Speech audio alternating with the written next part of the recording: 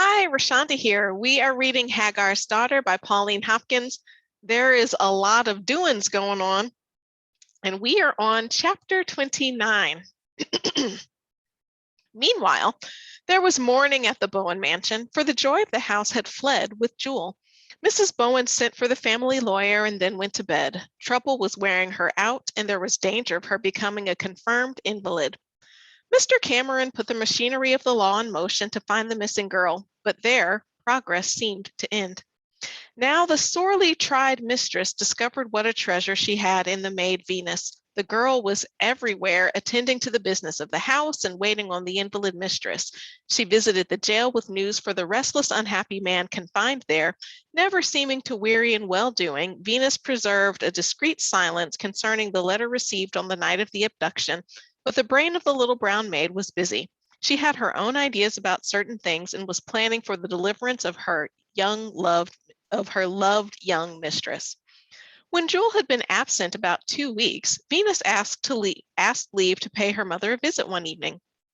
Marthy had heard nothing from the police in relation to Aunt Henny, and she was overjoyed to see her daughter. It gave her an opportunity to pour her sorrows and griefs into sympathetic ears.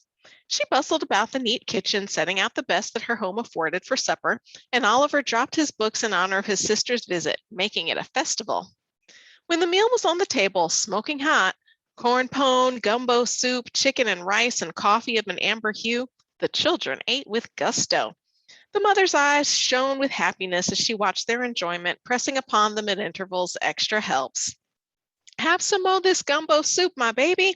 I reckon you done get nothing like it up yonder with all the fixins you has there.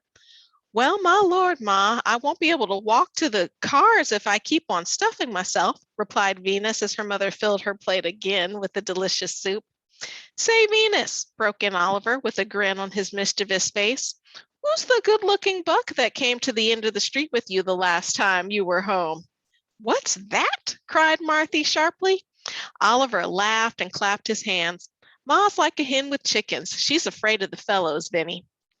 Venus laughed too, a little shamefacedly. Oh, now, Ollie, ain't you got no cover to your mouth? That was Mr. Sumner's man, John.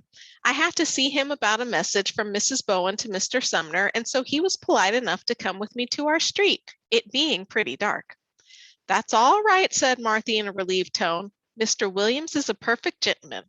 You're only a little gal, Venus, if you is out to work and there's time enough for you to get in trouble. You don't want to fill your head up with Viggity, Viggity, Viggity, Viggity. There's an apostrophe in front of it. Viggity. I don't know. I'm sorry. You don't want to fill your head up with Viggity notions about fellers yet. I got married young when I'd daughter been playing with baby rags. I don't want my gal to take on any more trouble in her head than she can kick off at her heels. You, Venus, mark my words, and remember what I tells you if I'm mouldering in the clay to dust and ashes tomorrow. Getting joined to a man's a terrible responsibility, especially the man. You want to think well and collate? Oh, you want to think well and calculate the consequences of the previous act. You don't hear that every day, somebody warning their daughter against marriage. I'm married and have been for a long time, and it's a wonderful thing, but it is a difficult thing. And so you expect in these times that people would be like, get married, get married, get married. But that's not what we have happening here. And I think some of it is because she's a Black woman who works. She can actually pay for her own way and do her own thing. And if she gets married, all of that's going to have to change. So that was really interesting to me. You want to think well and calculate the consequences of the previous act. My, she continued musingly. How that carries me back to the last time old Miss Sargent whooped me. She says to me, Marthy, did you take the money off my dresser table? Tell me the truth. And I doesn't lie, and so I said, yes'm. Ike Johnson told me to do it, and he'd buy me a red ribbon for my hair. Was she stealing stuff because some man told her to? Come on now. Old Miss says, Marthy, you's committed the previous act, and I gwine whoop you, and the old lady laid it onto me right smart with her slipper. Ike Johnson's been getting me into trouble ever since that time. Mm. I guess Ike Johnson was her husband? Is her husband? I don't remember. Maybe they've mentioned it.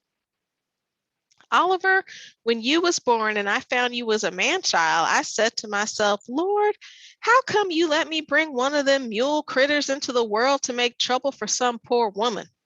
And if ever you get joined and treat your wife as your pa's treated me, I hope you'll get your match and she'll wallop the yarth with you. Deed I does.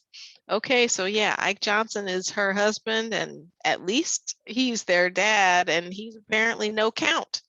And she does not want her son to be no count, but if he is, she wants his wife to wallop him. Good for her. I mean, I don't condone walloping, but still good for her. Daddy been home lately? Asked Venus carelessly after the meal was cleared away.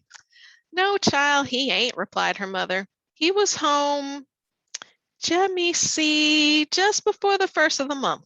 He brought me the mortgage money. How much was it? $400, Venus child. You could have knocked me down with a feather. I was so outdone from astonishment when he throwed it in my lap and said, There's your mortgage.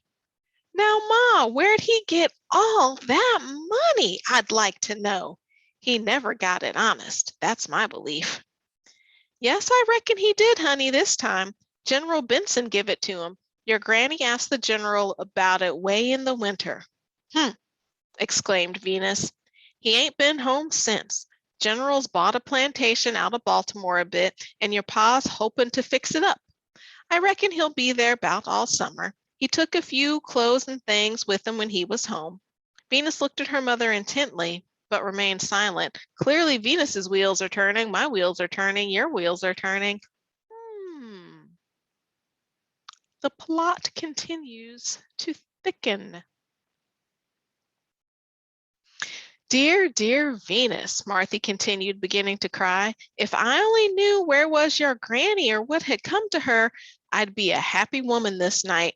And to think of Miss Jewel, too, that dear, beautiful girl with a face like an angel out of glory. The ways of the Lord is past following, and that's a fact. What's Dad say about Granny? Asked Venus suddenly. He ain't worried none, bless my soul. He ain't studying about the dear old soul. He ain't got no more blood in him than a lizard. He's the orneriest man. Says to me, quit fretting, the old woman'll turn up safe quicker'n scat, he says. She's tough. Nothing ain't gwine kill the old hornet. Them's your pa's words to me. Or perhaps he knows exactly where she is and he knows that she's okay. What do you expect from Dad, Ma? You know him. You ought to if anybody does. Granny makes him toe the mark. That's why he dislikes her. I have no idea who said that. I'm going to go with Venus because that's who's been in this conversation, not Oliver. And this is going to be Marthy. That's so show enough, baby. And what we know about Ike Johnson's mean capers would fill a book. It's 20 years come next Christmas since we jumped the broomstick together. We was the very last couple joined before the surrender, and if it hadn't been for your granny, we'd all been in the Poe house long ago and forget. When it was time to start for home, Oliver escorted his sister to the car. On the way, she questioned him closely and learned many things concerning her father that her mother had failed to mention. So this is the second time they've said car. And I understand it to mean carriage. I mean, this was written in what, like 1901? I do not remember when cars were invented. I know the 1920s was definitely a time, but I'm assuming they mean carriage, and that car could have been another word for carriage. Anyway, when it was time to start for home, Oliver escorted his sister to the car. On the way, she questioned him closely and learned many things concerning her father that her mother had failed to mention. It's as sure as preaching, she told herself late that night as she was preparing for bed. It's as sure as preaching that somebody who knows something must take hold of Miss Jewel's case, or that son of Sodom will carry his point. The police are slower in death. Dad's up to his capers. He can fool Ma, but he can't pull the wool over my eyes. I'm his daughter. Huh. Well, we'll see about it. It's a burning shame for Dad to go on this way after all Miss Jewel's kindness to us. But I'll balk him. I'll see him out on this case, or my name ain't Venus Johnson. I'll see if this one little black girl can't get the best of as mean a set of villains as ever was born, was her last thought as her eyes closed in slumber. All right, she's ready for a fight. Mr. Henson sat in his office the next morning thinking deeply. He had just returned from New York, where he had carefully examined the ground, trying to find a flaw in the Bowen will drawn and signed in that city, but not a particle of encouragement had rewarded his efforts. He was much depressed over his failure to obtain a clue to what he was convinced was a clever forgery committed by two dangerous men. His vast experience did not aid him. He was forced to declare that the criminals had covered their tracks well. Mr. Cameron had just left him after acknowledging his inability to fix a point that would legally stay the enforcement of the will. All was dark, but the man felt that if he could obtain the slightest clue, he could unravel the whole plot without difficulty. But how to gain a clue was the question. He had determined to start the next day for Kentucky in the hope of finding Elise Bradford's aunt and the child of the dead woman, hoping that this might furnish the key to the mystery. The morning sunshine streamed into the room. The intense heat was enervating. He drew his chair before the large open window on the side where the sun had not reached and directly in the wake of an electric fan.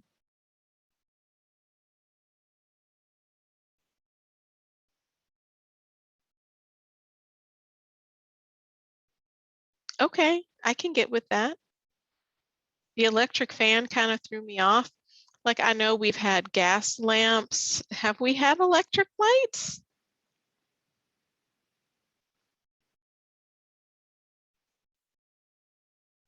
Meanwhile, there's an electric fan. I've got an electric fan right here. This is plugged up to my USB port, though. I know they didn't have that going on. He leaned his head upon his hand and thought over the situation.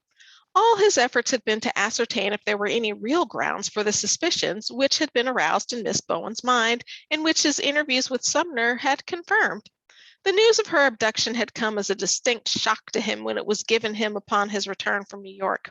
The beautiful girl had aroused all the man's innate chivalry. Springs of tenderness long dead to any influence had welled up in his soul, and he felt a mad desire, uncontrollable and irresistible, to rescue her and take dire vengeance upon her captors. That is a whole lot of feeling. Like, oh, that's a little intense, sir. Are you feeling romantic toward her or fatherly, or but that's a lot of feeling. Her haunting influence was wrapped about him. He could see her, feel her presence, and almost catch the tones of her low voice in the silent room. Ever and anon, he glanced about him as if seeking the actual form of the fair spirit that had so suddenly absorbed his heart and soul. Wow, he definitely sounds like he's in love. I'm looking at how many pages we have left. I feel like I've been reading for a long time. Okay, so I started on page 217 and I'm on page 223. And this chapter goes to page 227. I think I'm going to stop here just because I don't know how long I've been reading, but it feels like it's been forever. So we're going to do chapter 29 in two parts. This was part A. And until next time.